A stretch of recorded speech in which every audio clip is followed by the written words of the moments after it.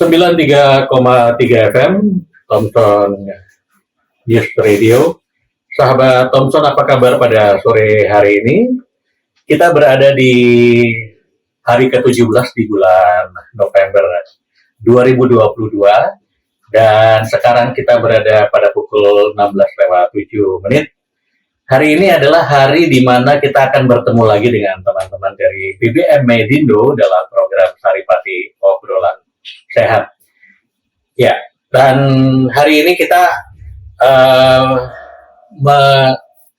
kedatangan atau membahas satu topik yang harusnya kita bahas pada minggu lalu, tetapi karena satu dan lain hal, maka pembicaraan ini ya, tapi karena sesuatu dan lain hal, maka program ini baru bisa kita lakukan sekarang. Ya, baik. Kalau begitu, kita hari ini akan berbicara tentang pintar saja tidak cukup bersama rekan Indra Desman Telaumbanua, ya, sarjana pendidikan dan master linguistik, kemudian juga dengan rekan Nurdin SS, seorang English tutor dari Bimbel CEC Bali. Sebentar, ini mic saya agak sedikit terganggu. Tes 1 2. Ya, halo, ya. Tes 1, ya. Selamat sore Mas Indra dan juga Mas Nurdin. Selamat sore. Ya, apa kabar? Alhamdulillah baik. Sehat ya? Oke. Sehat. Ya, hari ini kita berbicara tentang pintar saja tidak cukup. Nah, sebenarnya kita mau membahas apa ini sebenarnya dengan topik yang satu ini? Ya, silakan. Kalau menurut saya dengan tema pintar saja tidak cukup ini, sebenarnya ini adalah salah satu moto dari Bimbel CEC, yang mana kita berfokus pada siswa bahwa pintar saja itu tidak cukup, maksudnya pelajaran-pelajaran ataupun pelajaran-pelajaran yang ada di sekolah itu seorang siswa itu tidak hanya fokus pada pelajaran saja, tetapi dalam hal ini tidak hanya berfokus pada hard skill-nya, tetapi juga dengan soft skill yang ada seperti itu. Jadi sebenarnya kalau kita berbicara dalam konsep pendidikan, tidak melulu berbicara tentang hard skill, tetapi sekarang ini kita mulai mulai memperhatikan bahwa ternyata soft skill itu yang menentukan apakah kita ke depannya kita berhasil atau tidak. Kira-kira begitu ya. Kalau kita bicara soal CEC, ya kan gitu. Saya sudah mengenal lembaga pendidikan ini cukup lama juga, karena saya kebetulan dulu di Jakarta dan saya tahu hampir banyak sekali anak yang orang tua itu memasukkan anak-anaknya ke bimbingan belajar gitu, dengan harapan supaya anak-anaknya itu di sekolah itu juga lulus atau sekolah masuknya dengan benar gitu. Nah, sebenarnya kalau kita berbicara tentang konsep itu, apa sih sebenarnya bimbingan belajar itu? Apakah memang sesuai dengan pemikiran para orang tua yang sekedar memasukkan anaknya ke situ dengan tujuan bahwa anaknya supaya cepat naik kelasnya dan cepat lulus, atau gimana tuh?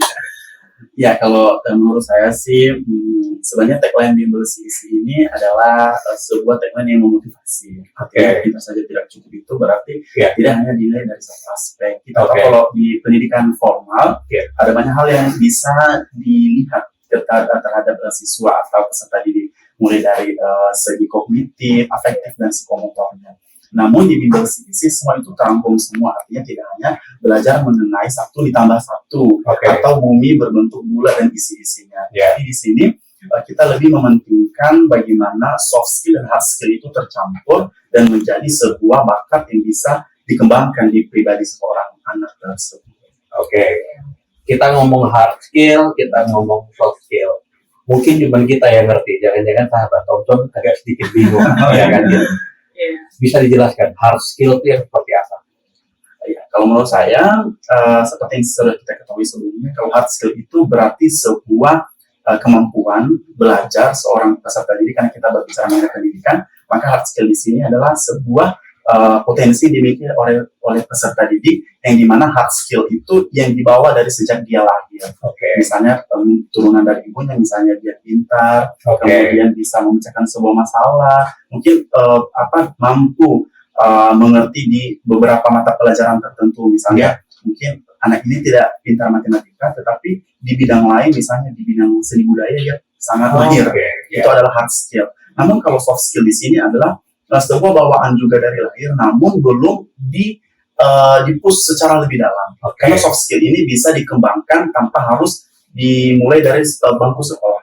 Soft skill ini bisa diturunkan kepada seorang anak ketika anak itu kita ketahui dia mempunyai basic skill. Misalnya ketika mungkin dia suka berpuisi, kemudian berpuisi itu berarti membuat sebuah imajinasi.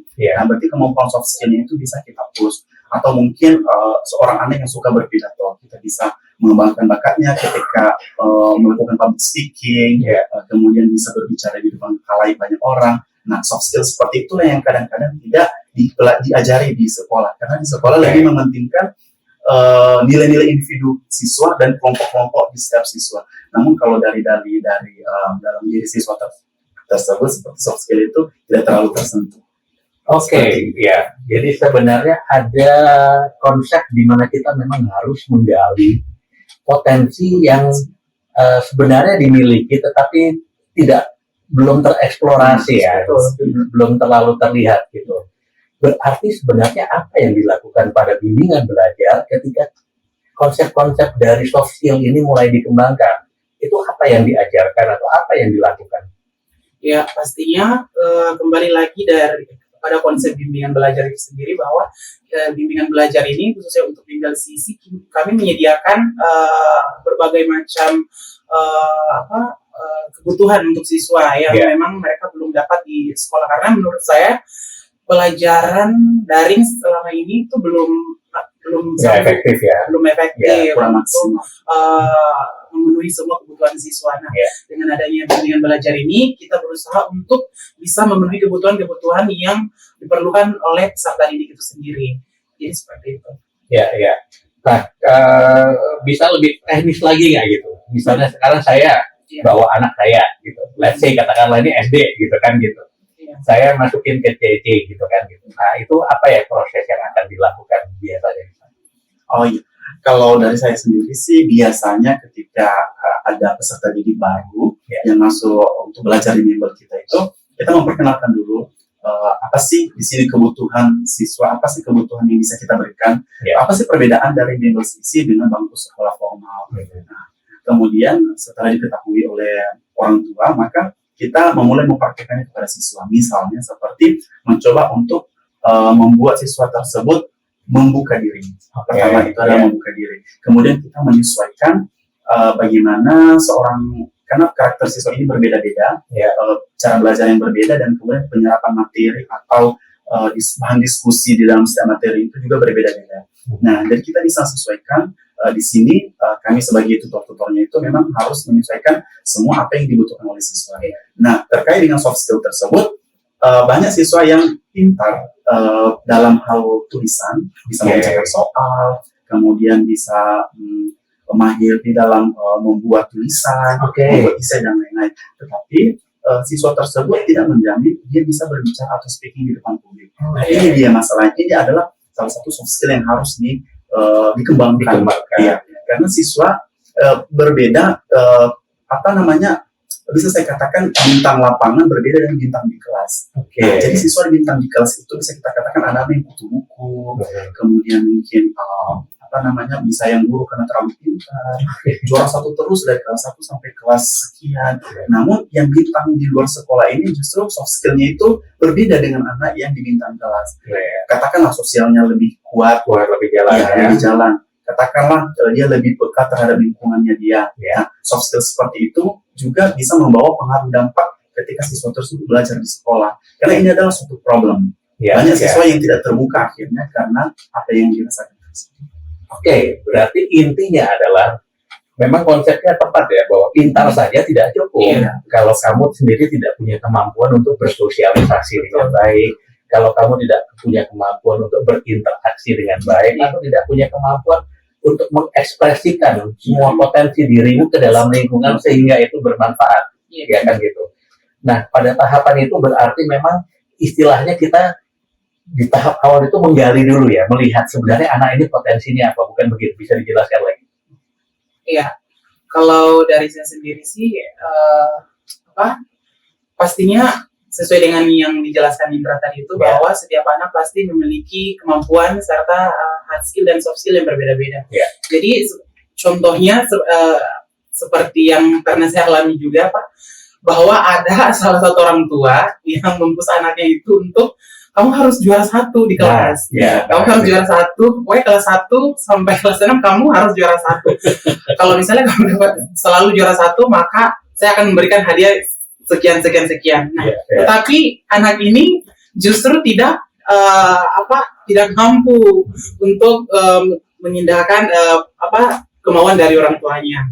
Nah, sehingga saya pada waktu itu masih seorang mahasiswa sastra, jadi saya bilang kepada orang tuanya, Bu, sebenarnya kalau kita berbicara tentang kognitif serta afektif dari seorang siswa itu, sebenarnya kita tidak boleh memaksakan apa yang harus menjadi kemauan kita terhadap anak kita sendiri.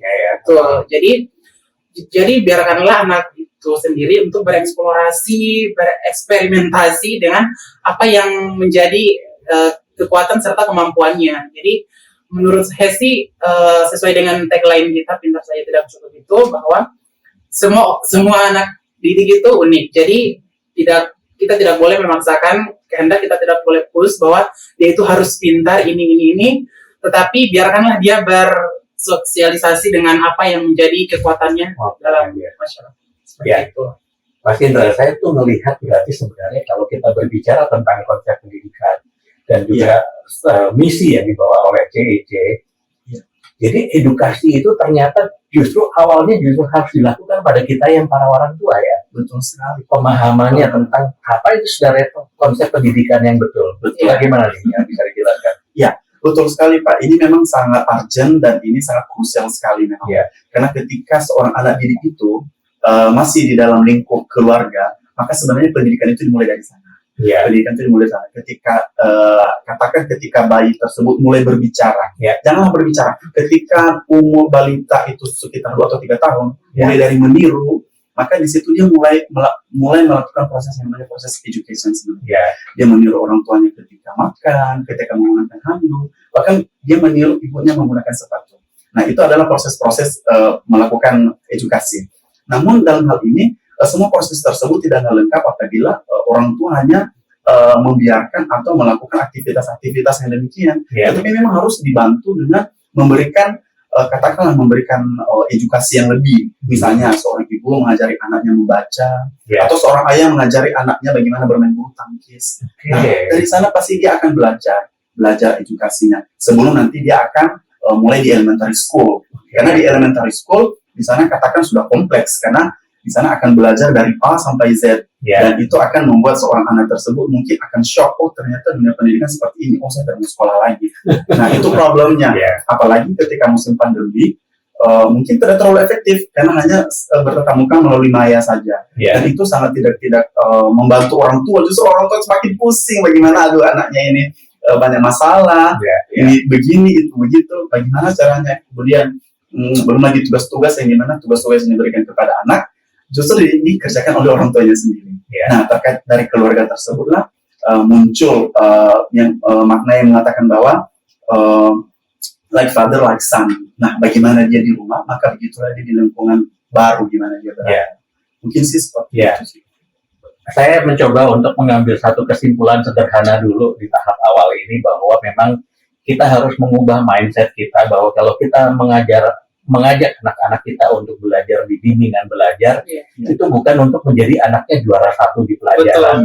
Intinya itu ya, bahwa sebenarnya dalam kegiatan di bimbingan belajar itu yang dipelajari itu bukan tentang mata pelajaran saja, itu termasuk, tetapi sebenarnya pembentukan karakter itu menjadi yang utama juga, ya kan gitu.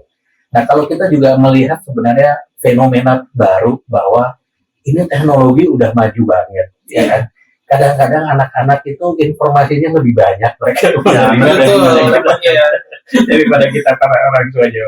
Bahkan juga di kasus-kasus tertentu tuh problem-problem bahasa mulai muncul ketika anak-anaknya di waktu kecil lebih banyak nonton sesuatu yang berhubungan dengan bahasa Inggris, kemudian juga mereka lebih dekat dengan itu, gitu kan. Kemudian mereka, tetapi kita coba, saya ingin tahu juga lebih dalam tentang sebenarnya kalau kita melihat CEC ini sebagai sebuah bimbingan belajar, itu cara kita mengelompokkan anak-anak ini gimana ke dalam apa kita tuh memilih mata pelajaran, atau sebenarnya gimana nih, kita ingin tahu lebih spesifik, lebih jelas. Ya, kalau saya sebagai English tutornya sih, saya kan sekarang menghandle 3 siswa bahasa Inggris ya. Nah, di kelas saya ini ada siswa yang cara belajarnya itu cepat dengan buku, dan dia juga bisa cepat dengan aplikasi, misalnya seperti ini. Ketika saya memberikan tugas review misalnya, tolong dong anak-anak, ini bahasa Inggrisnya apa? Nah, saya memberikan bahasa Inggris itu yang tidak terlalu familiar di lingkungan mereka. Nah, sehingga cara dia menggunakan aplikasi itu ternyata bagus, cepat. Nah, daripada dengan siswa yang hanya mengandalkan dictionary, kamus. Jadi dari situlah memang teknologi dengan buku sebenarnya kita tidak boleh memisahkan, tidak boleh memisahkan, karena teknologi juga bisa mendukung kita untuk bisa mendapatkan pengetahuan. Gitu. Ya. Jadi memang kalau kita lihat sarana pendukungnya, ya kan gitu, maka memang pemahaman dari para guru atau pengajar ini juga menjadi punya tantangan khusus lagi ya. Gitu. Bagaimana kita memahami metode-metode terbaru yang bisa menggunakan aplikasi tadi kan gitu. Tetapi juga harus menguasai basic-basic dasar dari konsep pendidikan itu sendiri. Kalau kita berbicara tentang ini, sejauh mana sebenarnya teman-teman di CEC ini memiliki standarisasi terhadap para pengajarnya, itu standar apa yang ditentukan? Ya, kalau menurut saya pastinya metode serta teknik dalam mengajar. Menurut saya, karena kami semua ini memiliki background yang berbeda, semacam Indra, and then open page 1 until 100 contohnya.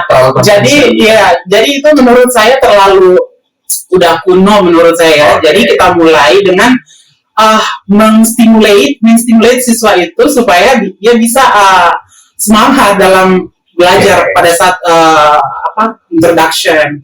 Nah, karena pengalaman pertama itu menurut saya itu yang paling penting antara guru dengan siswa, karena memang yang menjadi center di sini kan bagaimana guru bisa memberikan bimbingan serta metode pembelajaran yang baik untuk siswanya.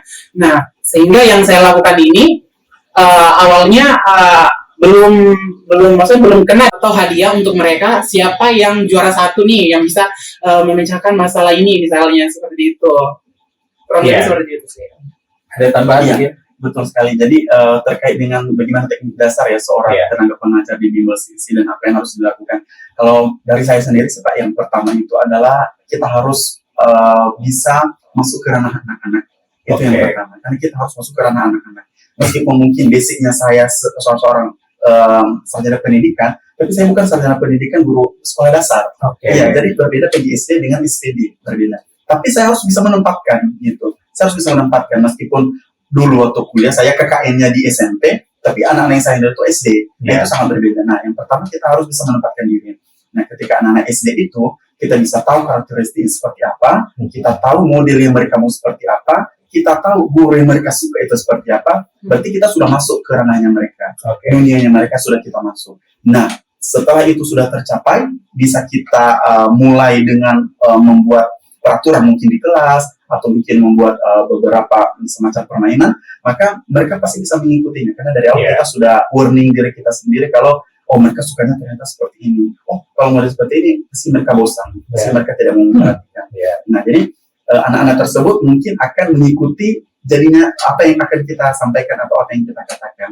Karena yang pertama, anak-anak itu yang mereka lihat itu bukanlah bagaimana model kita mengajar, bukanlah bagaimana pintarnya kita mengajar dan mereka dapat menerima materi tersebut dan kemudian mereka pintar, bukan. Tetapi yang mereka lihat pertama itu first impression seorang anak sekolah itu adalah atau anak peserta didik itu adalah melihat bagaimana kita memulai dengan ice breaking dulu.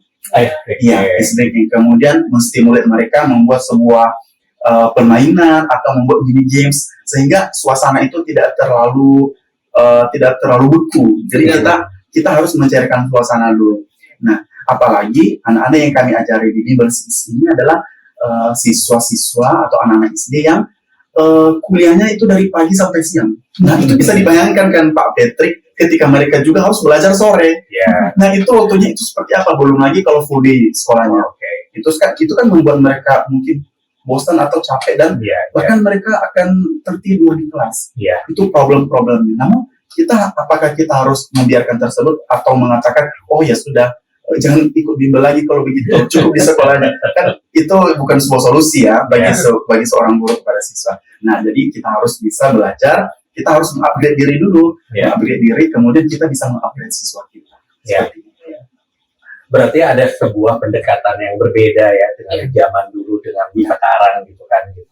Kalau dulu belajar itu cenderung semuanya harus formal, tetapi sekarang belajar itu harus menyenangkan dan di mana saja dan sebenarnya belajar itu apa saja juga, ya kan, tidak hanya pelajaran mata pelajaran yang kita belajar, ya kan, kira-kira garis besarnya itu ya. Gitu. Kalau kita lihat satu metode yang saya lihat kalau zaman kita dulu nih gitu, angkatan saya terutama, itu satu kelas bisa 50 orang, 40 orang gitu kan gitu. Nah, kita lihat metode yang sekarang sudah jarang ya, satu guru harus menangani sekian banyak orang. Itu yang ideal itu bagaimana? Kalau dari saya sih untuk idealnya dalam satu ruangan tersebut, idealnya itu 20 orang. 20 orang itu untuk standar untuk sekolah-sekolah yang di swasta. Berbeda kalau di negeri. Kalau di swasta umumnya itu dari 10 sampai 20 orang. Nah, mengapa dilakukan jumlah yang terbatas seperti itu? Karena ini juga sebenarnya dapat berhubungan dengan proses belajar mengajarnya. Terutama ketika seorang guru itu harus bisa memanage ruangan kelas itu dengan menempatkan siswa-siswa di tempat-tempat tertentu. Nah, ini harus bermula ketika siswa itu tadi sudah mengenal karakteristik anak didiknya. Dia tahu yang mana yang suka belajar belajar dengan temannya atau belajar sendiri, atau mana yang lebih suka belajar kelompok. Nah, jadi mode-mode seperti itu guru bisa mengambil tindakan dengan memanage suatu ruangan kelas. Maka dari itu ruangan kelas itu jumlah siswa juga itu mempengaruhi teaching and learning process. Dan semua ini tolak ukurnya itu adalah dari gurunya tersebut. Nah, ketika gurunya sudah mampu membuat manajemen kelas, maka proses belajar mengajar pun lancar. Dan dengan demikian, seorang guru juga tidak hanya dikatakan berhasil dalam mengajari peserta didik, tetapi berhasil membuat manajemen kelas dengan baik. Kalau kita belajar melihat lagi ya sebuah konsep pendidikan ataupun melihat potensi anak-anak, saya itu pernah belajar atau pernah membaca tentang multiple intelligence, di mana sebenarnya setiap anak itu punya potensi kecerdasannya itu terdiri dari bermacam-macam. Dan ini tantangan guru yang berat, yang dimana para guru atau para pengajar ini harus memahami bahwa anak-anak itu punya potensi yang berbeda-beda, gitu kan gitu. Tetapi saya coba, karena ini Mas Nurdin ini adalah English tutor gitu. Kita lihat dulu dari aspek bahasa, ya kan gitu. Tantangan di zaman sekarang itu adalah tantangan global. Memang anak-anak itu at least lah bahasa Inggris itu sepertinya sesuatu yang sudah harus bisa. Nah, kalau selama ini sudah dilakukan, ya kan gitu. Apa yang Bung Nurdin lihat nih terhadap kemampuan anak-anak dalam menyerap konsep bahasa Inggris ini? Seperti yang saya sudah sebutkan juga tadi bahwa saya kan mengajar 3 siswa ya. Nah, dari setiap siswa ini memiliki kemampuan menyerap bahasa yang berbeda-beda. Ada yang lambat, ada yang low, middle, dan high. Nah, yang high ini dia itu cepat sekali menyerap apa yang saya maksud untuk bisa menyelesaikan masalah yang saya berikan kepada mereka. Nah, yang middle ini dia setengah-setengah, dia pertengahan, jadi dia masih dalam keadaan bingung nih, masih istilahnya belum ada self confident untuk bisa memecahkan masalah yang saya berikan di kelas. Nah, kemudian yang low ini dia lambat banget. Jadi dengan proses penyerapan bahasa yang saya berikan, mungkin untuk kategori low, high, dan middle ini mereka masih perlu untuk bimbingan lagi, karena seperti yang saya katakan sebelumnya bahwa sekolah yang mereka tempati sekarang itu belum mampu untuk memberikan bimbingan terbaik, khususnya dalam bahasa Inggris, karena gurunya juga bukan termasuk dalam bukan guru bahasa Inggris asli. Masih misalnya guru yang IPS ditempatkan menjadi guru bahasa Inggris. Jadi seperti itu, bukan spesialis bahasa Inggris. Jadi itulah yang menjadi masalah juga sebenarnya untuk peserta didik. Jadi itulah kenapa kami selalu, khususnya saya, memberikan bimbingan terbaik untuk mereka, bagaimana bisa menguasai bahasa Inggris tanpa harus membaca buku lebih banyak, karena proses apa yang bisa disampaikan mungkin bergantian. Mas Indra dulu tentang apa yang kembali harus kita berikan pemahaman kepada sahabat Thompson dan masyarakat pendengar kita pada sore hari ini tentang konsep pendidikan yang berlandaskan saja pada pintar saja tidak cukup. Iya, mungkin mulai dari saya untuk sahabat Thompson semua, bahwa dengan sesuai tagline di Bimbel CC itu pintar saja tidak cukup, saya menekankan kepada seluruh orang tua bahwa kita harus lebih memahami kebutuhan yang kita berikan untuk anak kita, khususnya kami sebagai guru. Jangan terlalu push anak kita supaya harus menjadi yang terbaik. Akan tetapi kita lebih menekankan bagaimana bisa soft skill serta hard skill yang dimiliki anak itu bisa rampung, maksudnya bisa tercapai seperti itu. Silakan. Ya, kalau dari saya sendiri untuk sahabat Thompson semua dimanapun berada, tagline Bimbel CC pintar saja tidak cukup. Di sini closing statement saya mau menyampaikan kepada teman-teman semua bahwa kita sebagai individu, sebagai manusia yang memiliki keterbatasan, kita jangan hanya mengutamakan kepintaran saja. Jangan hanya kita hebat dalam hal kepintaran, tetapi yang lebih utama itu kita harus mempunyai nilai. Mempunyai nilai itu adalah the value. Nah, saya memberikan sebuah ilustrasi nih untuk teman-teman Thompson semua. Ketika sebuah katakanlah sebuah minyak wangi berharga 500 juta. Minyak wangi 500 juta. Minyak wangi 500 juta, ketika dia dimasukkan ke dalam botol, yang botol tersebut berharga Rp3.000, maka nilai botol tersebut akan terisi, diikutkan dengan harga nilai minyak wangi tersebut, dimanapun dia berada. Atau mungkin dia dimasukkan ke dalam botol bekas, dia tetap bernilai, karena dia ada isi, dia ada nilai tadi. Itu adalah contohnya. Atau misalnya contoh yang lain memiliki nilai. Ketika saya punya emas, misalnya cincin saya itu jatuh ke selokan, mau bagaimanapun pasti saya akan mengambil. Bagaimanapun saya akan mengambil. Nah, berbeda cerita ketika misalnya mungkin gelang saya yang jatuh di dalam selokan biasa, udah biarin aja lah, nggak ada nilainya, katakanlah seperti itu. Jadi pintar saja itu belum memaksimalkan sebuah potensi diri kepada seluruh anak-anak didik. Mungkin ada siswa-siswa yang sedang mendengarkan kita, tetapi yang paling penting itu yang saya sampaikan adalah kita harus memiliki nilai, the value. Nah, nilai itu banyak mencakup aspek, nilai dari mungkin soft skill, kemudian bagaimana EQ, SQ, dan IQ-nya itu bisa diterapkan ke dalam lingkungan dia berada. Itu adalah yang utama. Yang terakhir ini ada yang tanya, kalau kita mau ke CEC kemana kontaknya? Nah, langsung saja ke admin ya, kalau untuk WA atau apa yang bisa dihubungi. boleh. Oh ya. Jadi untuk teman-teman semua, sahabat-sahabat Thomson dimanapun Anda berada, di sini kita juga sekalian ya, mau mempromosikan atau mau memberikan kesempatan kepada adik-adik ataupun kepada kakak-kakak di mana di luar sana yang mau bergabung dengan kita, yang mau yang mau upgrade diri, yang mau belajar lebih, mengembangkan minat bakat juga pasti. Ya, langsung saja menghubungi nomor di admin kita di 0822 3779 2560. Sekali lagi di nomor 0822 3779 2560. Nah, 3779 2560.